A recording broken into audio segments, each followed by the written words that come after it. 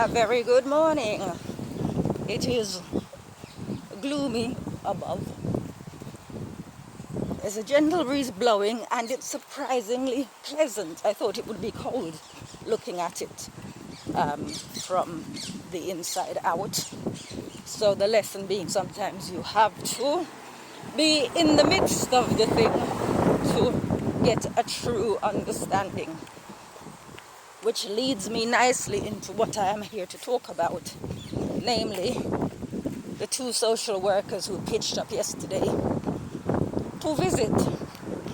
Now, they contacted me, I believe it was last week, wanting to come and do what they said might be a final assessment, and then they'll be out of my ear or whatever the term is. So, they turned up yesterday at 12 o'clock precisely, because I said I wouldn't be in at the time that they wanted to come. I do my training session, and then I go to the pool. So, I arrived back, and I could see the one outside. He'd cycled. I could see him outside. So he was waiting for the other one, who I believe drives, to turn up. So then, in fact, I'll tell you what it reminds me of before I go into it. It reminds me of when I signed up to do Super Size versus Super Skinny in 2007. And it was on the eve before we entered, the day before we entered the house to swap diets, that one of the producers broke it to me on the phone that I would have to be filmed in underwear for the cameras. At which point I kicked off because this wasn't agreed. At no point in the conversations about doing the show was it mentioned that I would need to wear underwear, which I wouldn't have agreed to do. So if you were to see the episode that I featured in, which is Series 1, Episode 4, you will see that I was wearing sports underwear because I point blank refused to be seen on TV in my underwear. Right, so moving forward to 2023, the social workers came around, and the one that had come by bicycle invited me to go with him for a walk.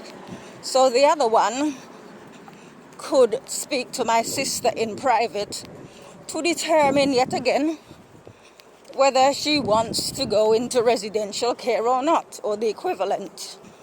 And every time they come to visit, we go through it. Well, not we, because I'm in the living room minding my own business, and they lock themselves in the bedroom with her.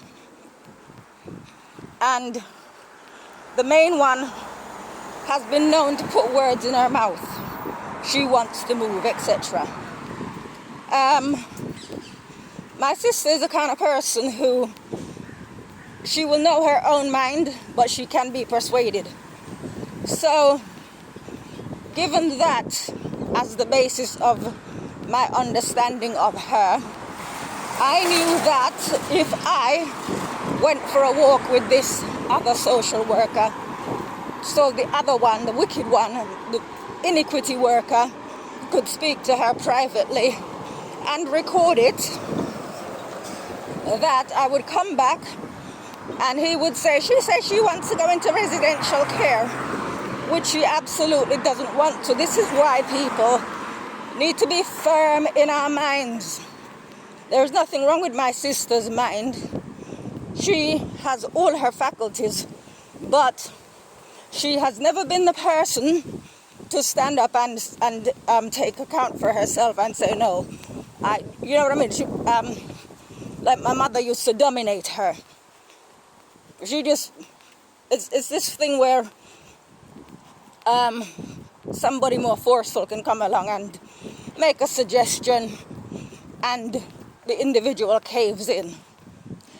So I knew what was going to happen I didn't know in advance because they didn't say that they were going to one talk to her while the other one taking me outside for a walk. So I kindly let them know that I'm not going for a walk because I have things to do. And I pointed to 2 rolls of fabric and said I need to make these 2 blinds for Monday morning. And, so was the conversation. So I wasn't persuaded into going out so the one could speak to her privately and confuse her mind. Well, not confuse her mind, but permit her to talk herself into a care home situation. Which obviously, if she said to me she wants to go into a care home, I would say, sure, no problem, I'll arrange it. But knowing these people who smile with their mouths and in their hearts, they hate you, right?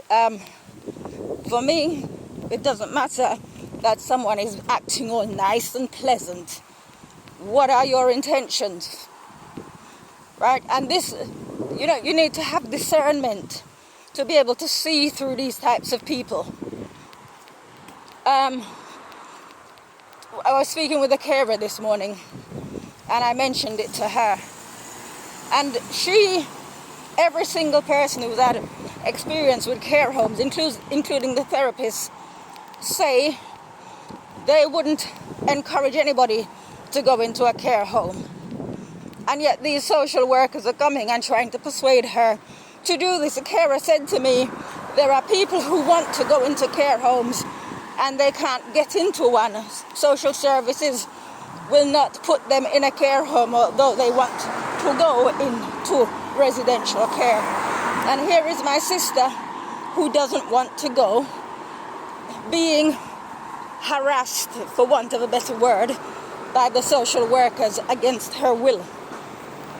So I said to the carer that I don't smoke and I've never smoked, but there have been times when people used to try and offer me cigarettes to try and persuade me to smoke, but they would never offer cigarettes to the people around who do smoke because they were trying to get me to behave like them.